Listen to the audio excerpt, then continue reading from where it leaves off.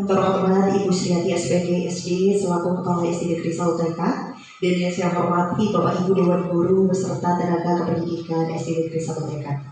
Pertama-tama adalah kita memanjatkan puji syukur kehadirat Allah Subhanahu wa Ta'ala karena atas berkat, rahmat, hidayah serta inayahnya sehingga pada siang hari ini kita dapat berkumpul bersama dalam rangka penyebaran pemahaman dan penerapan pengalaman budaya positif di Satuan Pendidikan SD Negeri Saluteka sebagai tugas di modul 1.4 program pendidikan calon guru penggerak yang saya ikuti, dan sekaligus sebagai praktik baik yang akan kita selenggarakan pada kelompok belajar kita di SD Negeri Saluteka. Shalawat beserta salam semoga senantiasa tetap tercurah limpahkan kepada junjungan kita Nabi Agung Nabi Muhammad Sallallahu Alaihi Wasallam yang kita nantikan syafaatnya kelak di awal kiamah. Amin Allahumma amin ya rabbal alamin. Jadi konsep inti budaya positif itu ada yang pertama adalah perubahan paradigma belajar. Ada juga disiplin positif, nilai-nilai kebijakan, kebutuhan dasar manusia, motivasi perilaku manusia, posisi kontrol guru, keyakinan kelas, dan segitiga restitusi. Pembelajaran dengan paradigma baru. Pembelajaran dengan paradigma baru merupakan pembelajaran yang dirancang berdasarkan prinsip pembelajaran berdiferensiasi, sehingga para murid belajar sesuai minat dan kebutuhannya berdasarkan tahap perkembangan sesuai teori psikologi modern untuk mewujudkan profil pelajar Pancasila. Jadi yang selama ini kita lakukan suatu miskonsepsi tentang teori kontrol. Yang pertama, ilusi guru mengontrol murid. Ilusi bahwa semua penguatan positif itu efektif dan bermanfaat. Kemudian kita juga sering berilusi bahwa kritik dan membuat rasa bersalah mampu menguatkan karakter. Kemudian ilusi yang terakhir yang sering kita lakukan adalah bahwa orang dewasa berhak memaksa.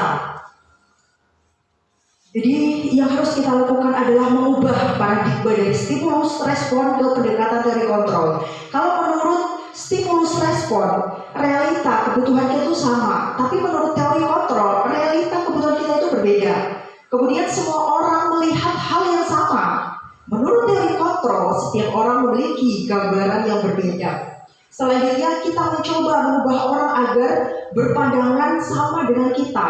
Tapi menurut teori kontrol, kita berusaha memahami pandangan orang lain tentang dunia. Perilaku buruk dilihat sebagai suatu kesalahan. Namun, menurut teori kontrol, semua perilaku memiliki tujuan. Kemudian orang lain bisa mengontrol saya. Namun menurut teori kontrol, hanya Anda yang bisa mengontrol diri Anda.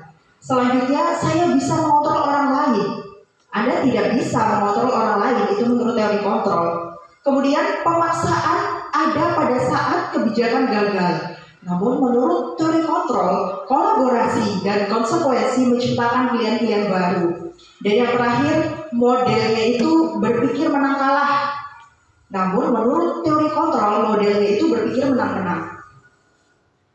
Baik, selanjutnya ada disiplin positif. Jadi disiplin positif merupakan cara penerapan disiplin yang bertujuan untuk menumbuhkan kesadaran serta memberdayakan murid tanpa imbalan atau penghargaan, seperti reward, ancaman, atau hukuman. Jadi sebagai pendidik, tujuan kita adalah menciptakan murid yang memiliki disiplin diri, sehingga mereka berperilaku mengacu pada nilai-nilai kebijakan yang universal dan memiliki motivasi intrinsik dalam perubahan perilaku ke arah yang lebih baik. Kemudian di sini ada nilai-nilai kebijakan. Nilai-nilai kebijakan itu termasuk nilai-nilai yang disepakati bersama, lepas dari suku bangsa, agama, bahasa, maupun latar belakang. Di sini saya mengambil 3 contoh nilai kebajikan institusi atau organisasi. Yang pertama ada profil pelajar Pancasila, kemudian yang kedua ada Ibo Primarius atau program PYP, dan yang ketiga keterampilan hidup atau life skill. Dan yang sudah kita terapkan bersama, mulai kita canangkan di satuan pendidikan kita adalah profil pelajar Pancasila, Bapak Ibu. Kemudian di sini saya akan menunjukkan kebutuhan dasar manusia atau unsur-unsur yang dibutuhkan oleh manusia dalam menjaga keseimbangan baik secara fisiologis maupun psikologis. Jadi seluruh tindakan yang kita lakukan itu sebenarnya memiliki tujuan, dan semua usaha yang terbaik yang kita lakukan adalah adalah dalam rangka agar kebutuhan dasar kita itu terpenuhi dengan baik. Nah, ini 5 kebutuhan dasar manusia, Bapak Ibu. Ada bertahan hidup. Manusia itu butuh makan, butuh pakaian, butuh tempat tinggal, butuh keamanan juga kesehatan. Kemudian yang kedua ada kasih sayang dan rasa diterima. Jadi manusia itu juga ingin dipedulikan, pengen ada berbagi, pengen ada kerjasama, dan bahkan pengen menjadi bagian dari kelompok gitu. Kemudian yang ketiga ada penguasaan. Manusia itu butuh diakui harga dirinya. Kemudian keinginan untuk dianggap, memimpin, nah berprestasi, diakui, didengar, nah, dia juga butuh seperti itu. Nah kemudian yang selanjutnya ada kebebasan. Manusia juga ingin dianggap mandiri, memiliki pilihan, mencoba hal baru, mampu mengendalikan arah dirinya. Dan yang terakhir itu ada kesenangan.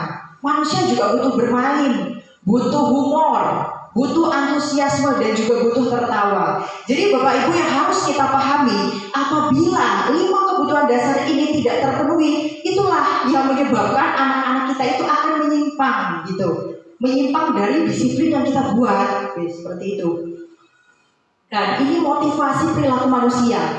Jadi apabila kita sadar motivasi anak-anak itu ada 2, Bapak Ibu, motivasi intrinsik dan ekstrinsik. Kalau intrinsik itu yang dari dalam diri anak-anak itu. Jadi dia memang pengen menjadi orang yang mereka inginkan dan menghargai dirinya sendiri gitu, dengan nilai-nilai yang mereka percaya. Namun kalau motivasi ekstrinsik itu dari luar, contoh dari orang tua, dari guru, dari lingkungannya lah pokoknya. Jadi yang pertama, anak itu termotivasi karena menghindar dari ketidaknyamanan, karena takut dihukum. Anak-anak berangkat tiap hari, berangkat pagi, oh karena takut dihukum. Anak-anak tiap hari nulis, oh karena takut dihukum gitu. Kemudian yang kedua, untuk mendapatkan imbalan atau penghargaan dari orang lain. Wah, saya nulisnya pertama gitu, selesainya pertama, nanti saya pulang pertama, oh nanti saya dapat coklat dari guru, kayak gitu. Itu motivasi ekstrinsik. Kemudian ini saya akan menunjukkan ini yang kita lakukan sehari-hari, Bapak Ibu. Hukuman, konsekuensi, dan restitusi.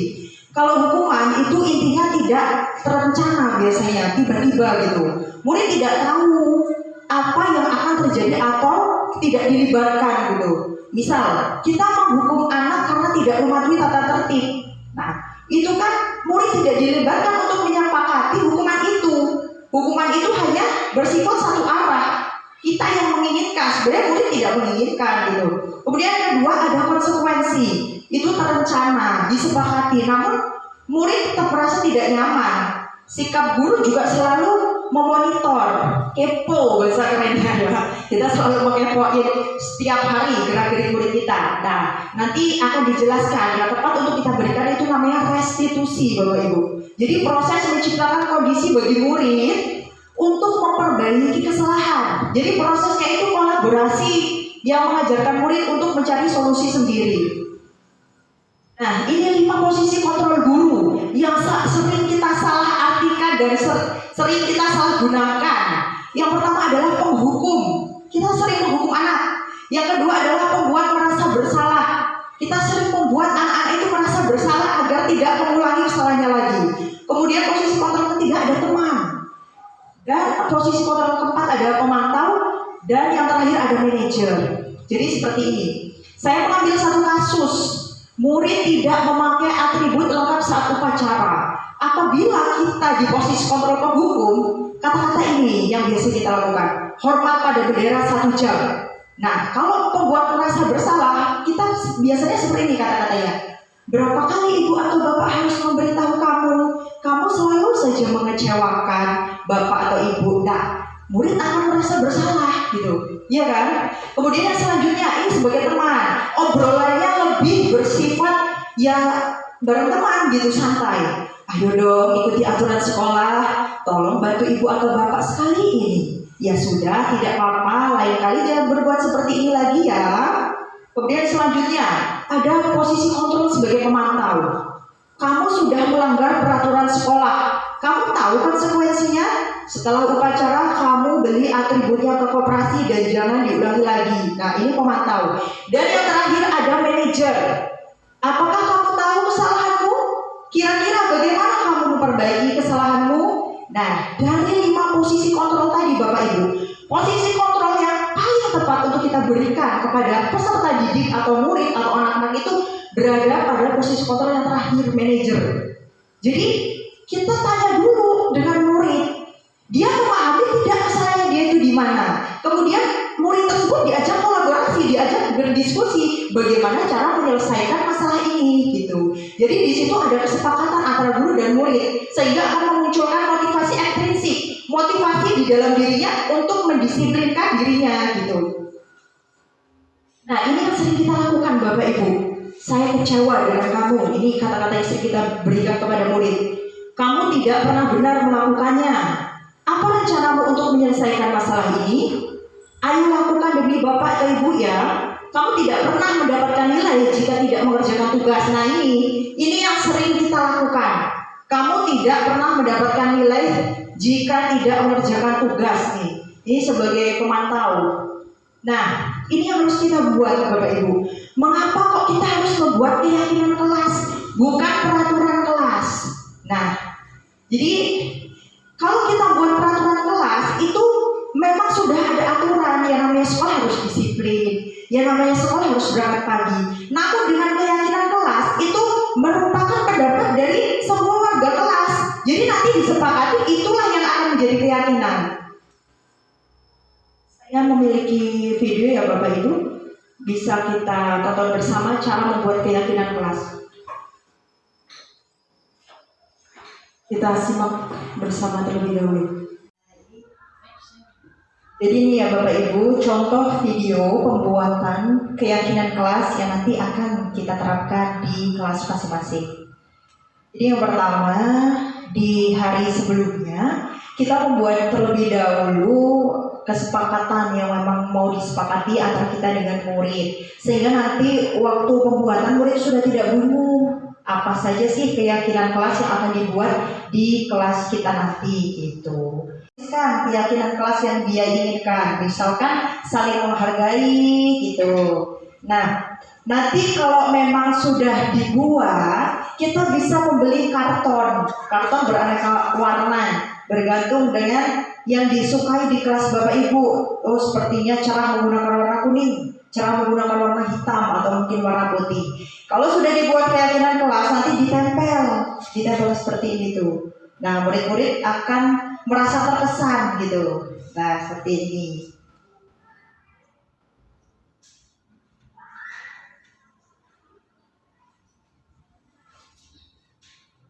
Nah, jadi seperti itu ya Bapak Ibu, nanti bisa kita terapkan di kelas kita masing-masing. Nah, jadi Bapak Ibu sudah ada gambaran ya di dalam diri mengapa keyakinan kelas, bukan peraturan kelas gitu. Oke, kita lanjut.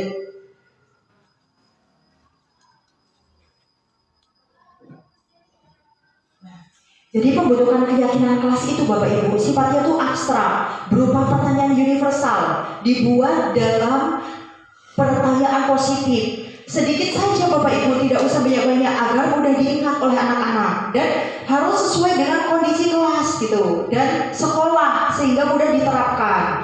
Misal kita mengambil contoh, tidak boleh membawa HP, ya, seperti itu ya. Nah, ya kebanyakan kan anak seusia SD juga belum semuanya memiliki HP kan, beda dengan SMA gitu, jadi harus disesuaikan. Kemudian yang paling memang harus kita terapkan bahwa semua warga sekolah ini atau warga kelas dilibatkan dalam membuat keyakinan tersebut.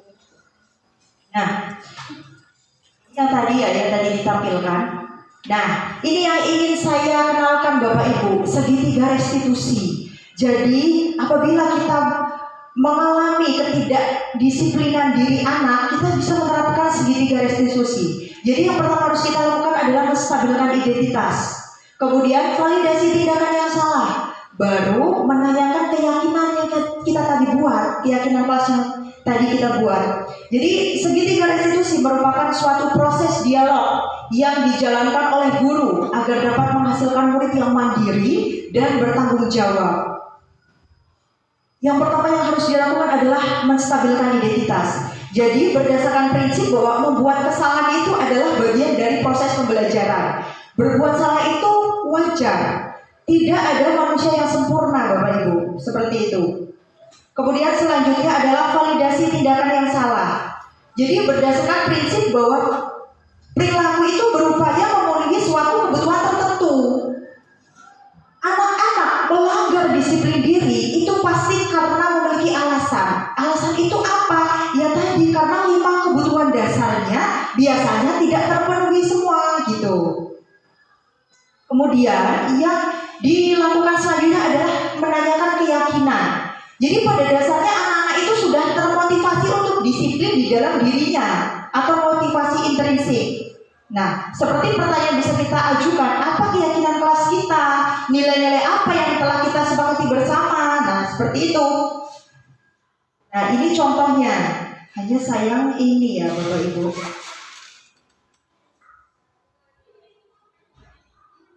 Suaranya tidak ada. Kalau suaranya ada ini lebih jelas sih Bapak Ibu.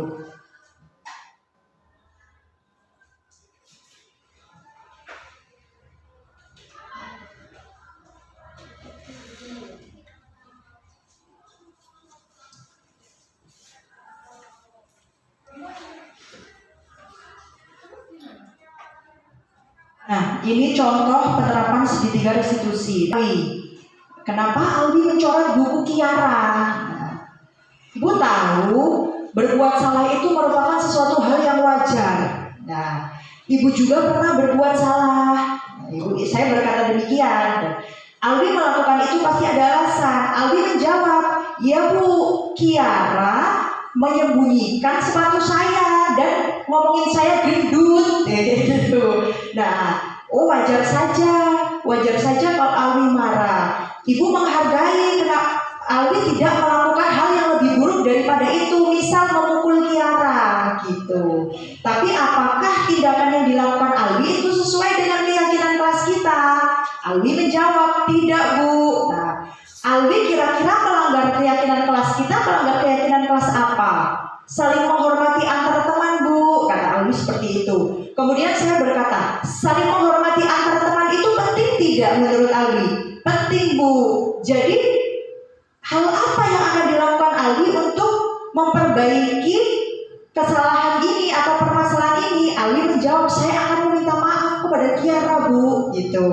Kemudian saya akan belajar lebih sabar lagi. Nah, saya kemudian menambahkan lagi kepada Aldi, oh iya, Ibu menghargai. Nah, kita harus ada kata-kata seperti itu. Ibu menghargai tindakan kamu Aldi yang sudah sadar untuk memperbaiki kesalahan kamu itu, gitu.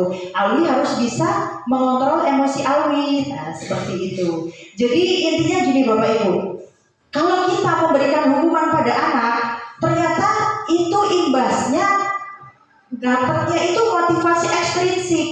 Itu akan diterapkan pada anak, tapi dalam jangka waktu yang pendek gitu Bapak Ibu. Karena satu, dia itu takut akan rasa sakit fisik maupun mentalnya gitu. Misal kita hukum anak-anak tidak berangkat sesuai jam, kamu sering telat, kamu harus mengepel, kamu harus membersihkan WC gitu. Nah, anak-anak itu akan mengikuti tapi hanya dalam waktu yang pendek. Kemudian mental anak tersebut juga akan terganggu.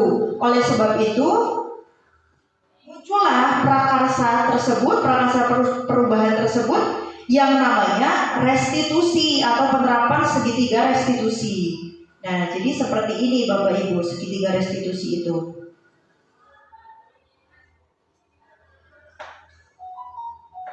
Yang harus kita lakukan yang pertama adalah menstabilkan identitas, validasi tindakan yang salah, baru menanyakan keyakinan.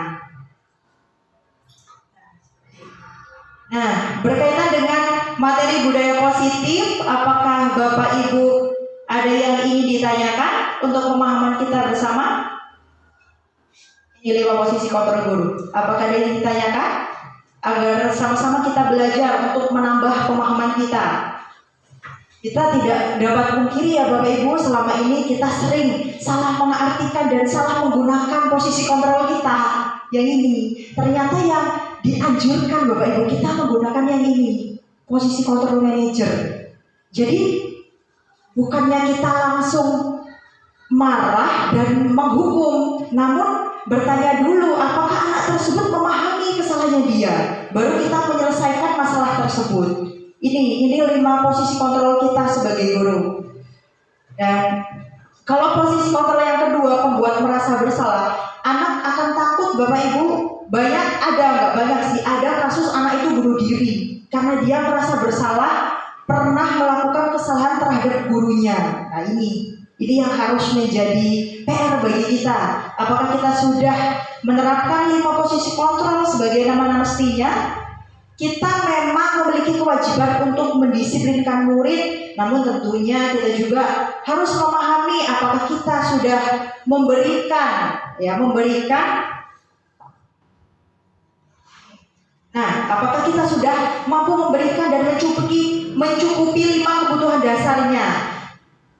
Anak-anak cenderung melakukan penyimpangan-penyimpangan karena 5 kebutuhan dasar ini tidak terpenuhi, Bapak Ibu. Nah, kalau kita mau memenuhi semua, kita sebagai guru mau memenuhi semua, ya tentu saja tidak bisa. Kebutuhan bertahan hidup, kita mau menghidupi anak kita di kelas, kan tidak mungkin. Makan, minum, biaya, pakaian, tidak mungkin. Jadi apa yang harus kita lakukan? Kolaborasi dengan orang tua, gitu. Apalagi kita kan di sini guru kelas, memiliki tanggung jawab penuh kepada anak di saat bersekolah. Nah, yang harus kita lakukan kolaborasi dengan orang tua agar tujuan pembelajaran, agar disiplin diri anak itu lama-lama terwujud. Nah, kemudian apa nanti dampak yang akan kita rasakan? Ya ini, budaya positif di Satuan Pendidikan SD Negeri 1 TK itu akan terwujud, akan nampak gitu. Tanpa kita harus menghukum, tanpa kita harus membuat rasa bersalah, tanpa kita harus selalu memantau, tanpa harus kita seakan-akan kok kita posisinya guru kok berada di kontrol teman. Yang harus kita lakukan adalah posisi kontrol sebagai manajer. Nah, nanti yang terakhir, semoga Bapak Ibu dan saya sendiri dan kita semua bisa menerapkan segitiga restitusi untuk kemajuan satuan pendidikan kita SD Negeri 1 TK. Terima kasih Bapak Ibu, itu yang dapat saya sampaikan. Semoga dapat menambah ilmu kita bersama agar dapat menempatkan diri di dalam memahami, menggunakan dan mengimplementasikan 5 posisi kontrol guru dan memberikan dengan berkolaborasi tentunya ya, mencukupi 5 kebutuhan dasar anak-anak atau murid kita di Satuan Pendidikan SD Negeri 1 TK demi terwujudnya budaya positif. Terima kasih. Wassalamualaikum warahmatullahi wabarakatuh. Kemarin kita kan sudah menyepakati bahwa hari ini akan membuat apa, anak? Ya, benar sekali. Jadi kemarin kita sudah membahas tentang apa itu keyakinan kelas yang nantinya peraturan yang akan kita sepakati bersama. Jadi ibu kan sudah membagikan kertas. Sekarang anak-anak boleh menuliskan keyakinan kelas yang dianggap